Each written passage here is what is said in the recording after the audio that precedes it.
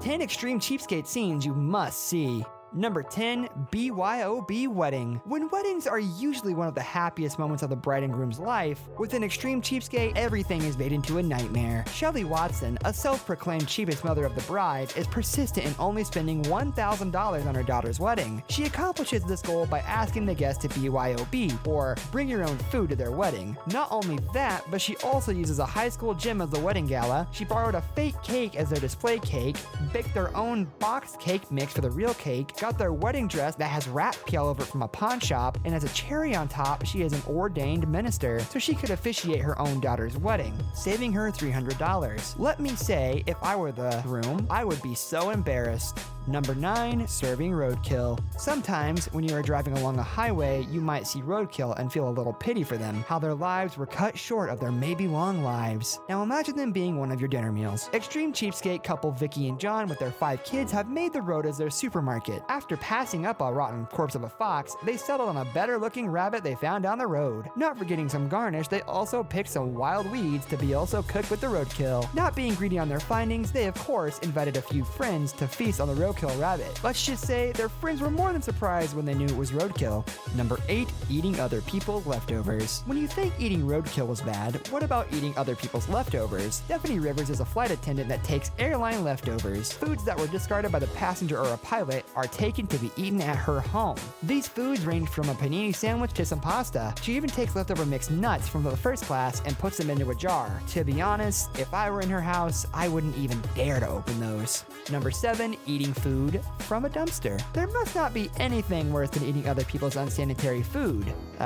Right? If you know extreme cheapskates, you know you are going to be proven wrong. Ron Maestri is a frugal foodie and works as a cooking instructor. One of his classes is called Gourmet Meals on a Fast Food Budget. One of the ways he gets his ingredients on a fast food budget is to get his ingredients from a dumpster. Yes, a dumpster. The place where trash goes. On this particular day, he gets some lobster shells from the dumpster. He got some greens from the sidewalk, got some tuna fish from a can, and he mixed the lobster and into stock. He puts the tuna into the stock, plates it with the greens, and the dish is served with a glass of wine, which he also found from a trash can. Surprisingly enough, his 6 students, even though they were kind of surprised with the origin of the ingredients, quite liked the taste it ended up with. I guess not all cheapskate foods end up horrible, although we still don't recommend anyone to recreate this dish.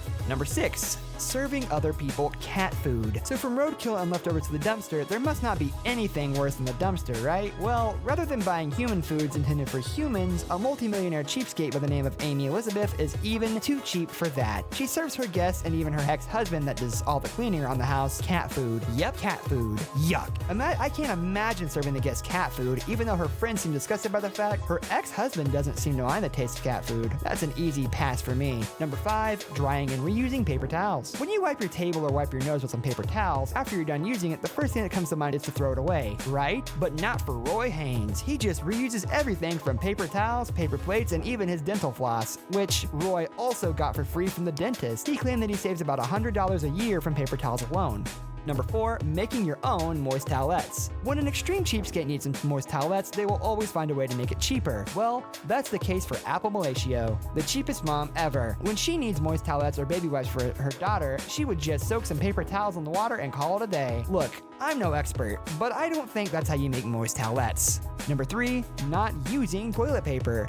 What's cheaper than making or even reusing paper towels? Well, it's not even using paper towels in the first place. Kate Hashimoto doesn't believe in spending money on something that is going to be thrown away. She believes in only using water for rinsing after she pees, and also using soap, water, and paper towels, which she reuses after she poops. Well, the only thing I could add is she is being very resourceful, and at least she's not peeing into a jar. Speaking of peeing in a jar, number 2.